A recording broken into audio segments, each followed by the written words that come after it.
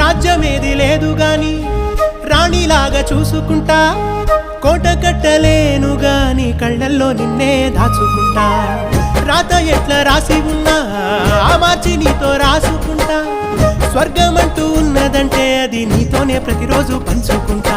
నిన్ను గన్న మీ నాన్న కన్నా లారు ముద్దుగా సాదుకుంటా. నీకు కోపం వస్తే కొంత దూరం ఉంటా, నువ్వు గీత గీస్తే నేను దాటనంటా. కంట నీరు కంటి రెప్ప దాటకుండా కాటుకై కావాలుంటా.